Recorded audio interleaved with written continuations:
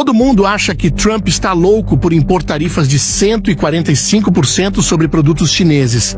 Mas, e se eu te disser que por trás desses impostos existe uma estratégia muito mais profunda do que simplesmente taxar por taxar? E se Trump estiver tentando desarmar uma bomba relógio que ameaça não só a economia americana, mas o mundo inteiro? Para entender o que está por trás dessas tarifas, preciso te mostrar algo muito importante. O ano era 2001 e a China entrava para a Organização Mundial do Comércio. Naquela época, o governo chinês fez uma grande promessa: abrir seu mercado interno de bilhões de consumidores para o mundo todo e jogar limpo nas relações comerciais. Parecia um grande negócio, certo? Só que a promessa nunca foi cumprida. Assim que a China foi aceita na OMC, começou a montar um esquema que poucos perceberam. Enquanto os outros países cortavam gastos e ajustavam suas economias para competir de forma justa, o governo chinês bancava, protegia e incentivava suas empresas com subsídios disfarçados de incentivos econômicos. O objetivo? Simples e assustador: conquistar mercados inteiros. A China se transformou no que muitos chamavam de a fábrica do mundo. E isso aconteceu em tempo recorde. A estratégia ambiciosa deles combinava uma mão de obra absurdamente barata, graças à sua população gigantesca e uma escala industrial massiva completamente apoiada pelo Partido Comunista Chinês. Lembra daquela época das falsificações chinesas? Eles estavam por toda a parte. BlackBerry era a versão chinesa do BlackBerry. Samsung em vez de Samsung. Nem o iPhone ficou de fora. O Gufone era lançado como um clone oficial do aparelho da Apple. Mas isso foi só o começo. Com o tempo, as empresas chinesas foram absorvendo conhecimento, às vezes legalmente, outras vezes nem tanto, e começaram a criar seus próprios produtos. O resultado? Uma invasão de produtos chineses ultra baratos nas prateleiras do mundo inteiro. Mas, enquanto os consumidores sorriam com os preços baixos, algo terrível acontecia nos bastidores. Milhões de empregos simplesmente desapareceram. Para se ter uma ideia, só nos Estados Unidos mais de 2 milhões de empregos industriais evaporaram entre 1999 e 2011. No Brasil, a indústria têxtil foi devastada. E não foi diferente em muitos outros países. Agora vamos avançar para os dias atuais, quando Trump decidiu tarifar o mundo inteiro. A reação foi rápida. Muitos pensaram que ele estava simplesmente louco. Mas, ao invés de receber só retaliações, os países começaram rapidamente a se aproximar do governo americano para renegociar tarifas mais justas. Todos, exceto a China. E quer saber o motivo? A verdade é que a China não está jogando o mesmo jogo que o resto do mundo. Ela criou seu próprio jogo com suas próprias regras. E eu vou te mostrar como eles estão fazendo isso.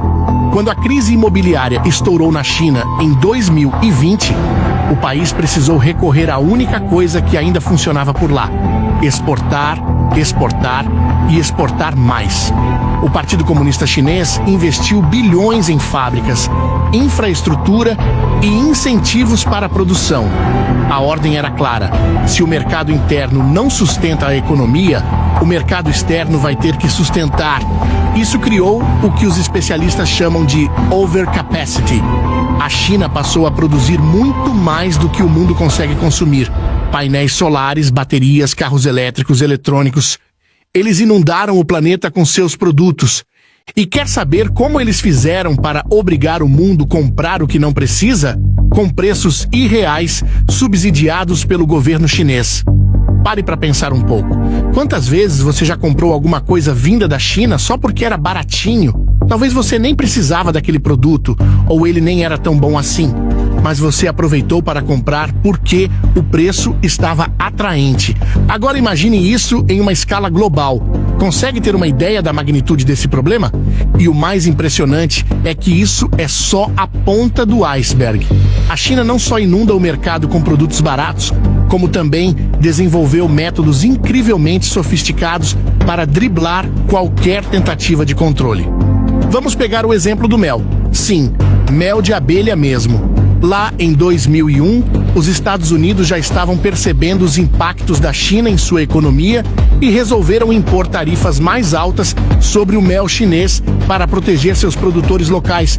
Parecia uma medida eficaz, certo? Errado. A China deu o seu jeitinho e simplesmente começou a enviar seu mel para países como Vietnã e Índia. Lá, o produto passava por um processamento mínimo. Às vezes, só trocavam a embalagem e pronto.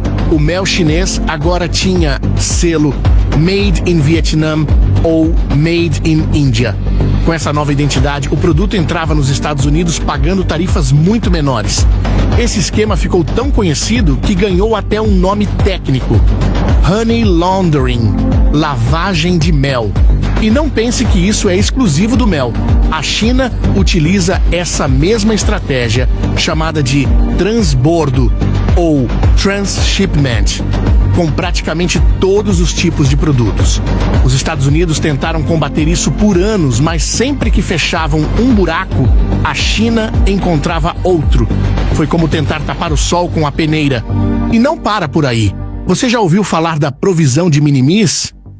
É uma regra que permite que produtos com valor abaixo de $800 entrem nos Estados Unidos sem pagar tarifas. Foi criada para turistas que trazem lembranças de viagem. Mas adivinha quem se aproveitou mais disso?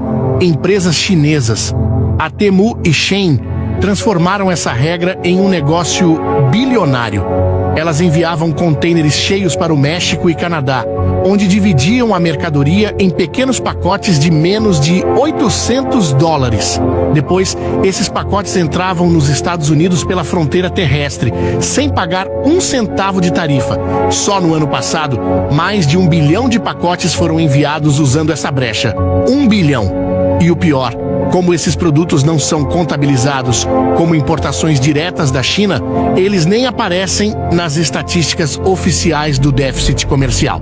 É por isso que as medidas de Trump, que muitos consideraram radicais, começam a fazer sentido quando você conhece todo esse contexto.